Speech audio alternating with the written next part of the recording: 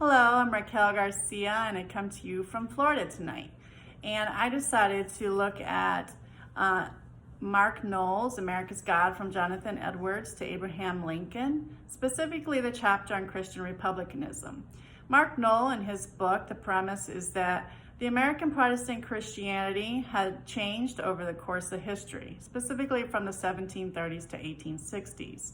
And some of the causes he lists are intellectual synthesis, Republican political thought, and common sense moral reasoning. And so I looked specifically at Christian Republicanism, and some of the reasons that he states that there was a shift in thinking. It started out that Protestants were anti-Republican ideals, but they shifted to pro, specifically through time. But the language of liberty shifted from being very just spiritual, strictly spiritual liberty, to being political liberty as well. And so he states that American Revolution is really what contributed to that Christian Republicanism.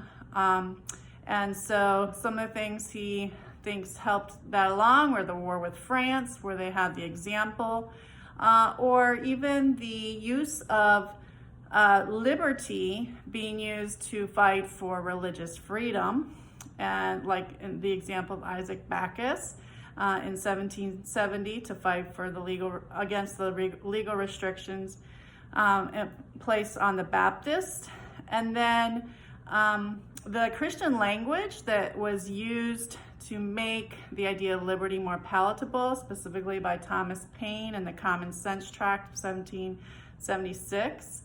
And then the impact of the revolution, and that they realized they had to, the only way to join their faith and politics was to have that Republican ideal.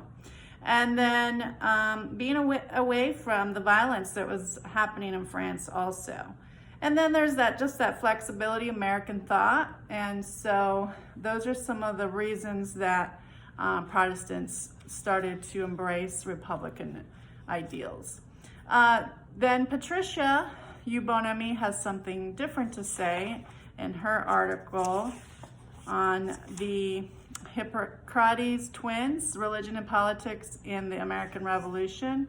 And she states that it was actually the Protestant governing of self that they started to have more freedom and also be participating in the actual services that started to bring about the ideals of liberty. And so she makes a connection between the fact that the dissenting congregations were actually pro-revolutionary. And so she has the idea that it was religion that brought about the revolution. And then there's Bernard Bailyn in his book, The Ideological Origins of the American Revolution.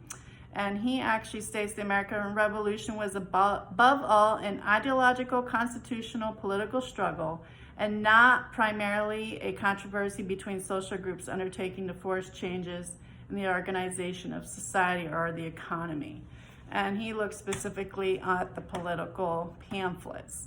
And so looking at these different ideas about republicanism and the revolution, I would say that really it would have to be a combination of not just political ideals and even the Enlightenment, but also what was happening in their churches was really this perfect storm that occurred that brought us to having the Republican government that we have today.